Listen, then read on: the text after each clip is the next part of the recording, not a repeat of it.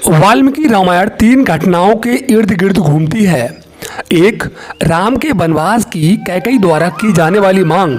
दो, शूर्पणखा का राम से प्रणय निवेदन, फिर निवेदन अस्वीकार करना, लक्ष्मण द्वारा उसका अंग भंग करना।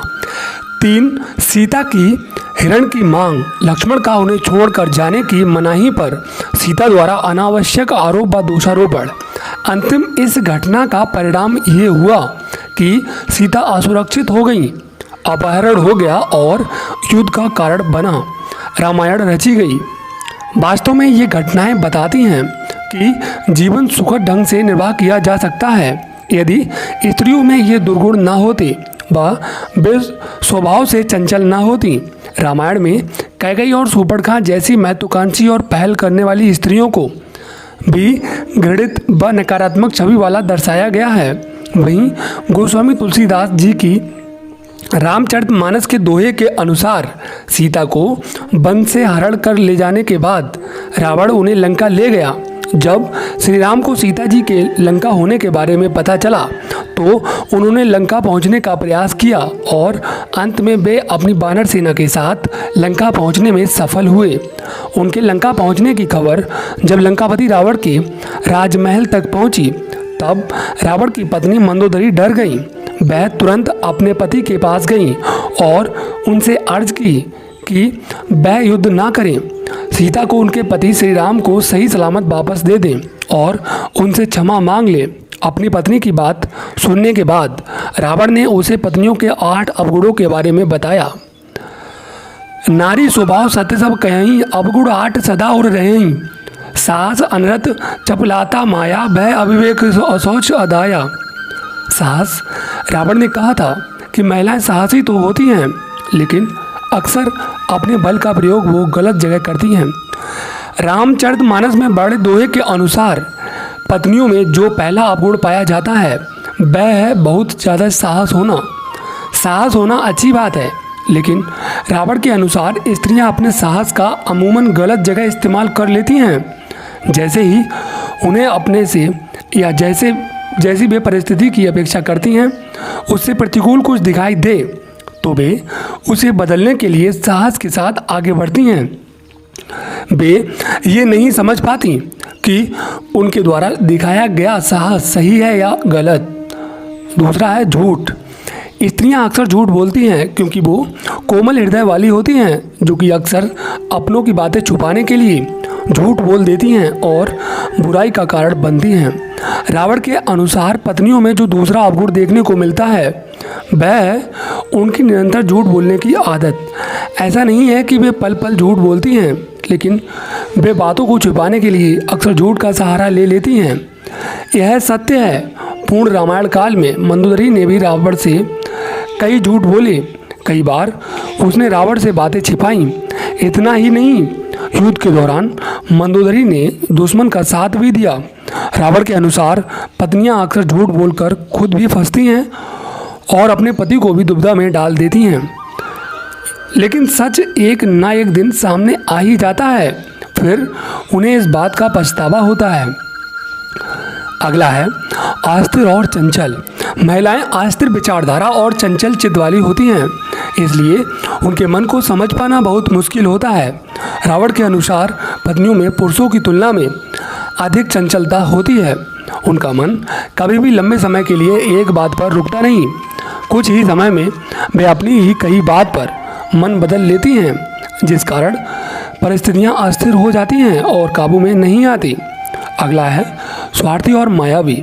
महिलाएं स्वार्थी और जिद्दी होती हैं और अपनी जिद को पूरा करने के लिए वो कहानियाँ गढ़ने और मोहमाई मायावी खेल भी खेल सकती हैं। रावण ने पत्नियों के जिस चौथे अवगुण की बात कही थी वह है उनके माया रचने का अवगुण। उसके अनुसार यह स्त्रियों की एक कला है। वे जानती हैं कि किस समय क्या करना है ताकि परिस्थितियाँ उनके अनुकूल हों। रावण के अनुसार स्त्रियां अपने खुद के स्वार्थों को पूरा करने के लिए कई प्रकार की माया रचती हैं।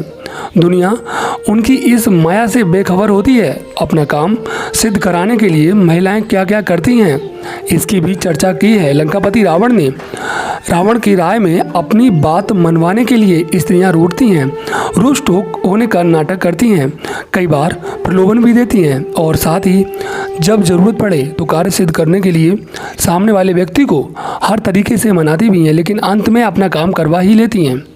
अगला है घबरा जाती हैं। यद्यपि महिलाएं साहसी होती हैं, लेकिन विकट परिस्थितियां आते ही वो बहुत जल्दी हथियार डाल देती हैं। रावण ने पत्नियों के जिस 5वें अवगुण की बात कही है वह है उनका डरपोक होना। स्त्रियां बहुत जल्दी घबरा जाती हैं। परिस्थिति में यदि वे अचानक बदलाव देख लें तो डर जाती हैं कि आगे क्या होगा। मंदोदरी ने भी ऐसा ही कुछ किया था। जब उसे मालूम हुआ कि श्री राम जो स्वयं शिव जी के परम भक्त हैं वे रावण से युद्ध करने के लिए लंका पहुंच गए हैं, तो उसे अपने पति की मृत्यु का भय सताने लगा और इसी डर के कारण उसने अपने पति को युद्ध न लड़ने की सलाह दी और अपना बल दिखाने से पहले ही हार मान लेने और क्षमा मांगने के लिए कहा। अगला है महिलाएं अविवेकी होती हैं। महिलाएं अविवेकी होती हैं, इसलिए अक्सर भावावेश में आकर वे गलत फैसले ले लेती हैं, जिसका एहसास उन्हें बहुत देर में होता है। इसलिए रावण ने यह कहा कि भले ही स्त्रियां कितनी ही साहसी क्यों न हों, लेकिन उनके मन में एक भय जरूर होता है। यह भय उनके अजीबोगरीब कार्य करवाता है। इस भय के कारण उनकी बुद्धि भ्रष्ट हो जाती है। अविवेक, जी हाँ, रावण के अनुसार स्त्रियों का छठा अवगुण है उनका अविवेक।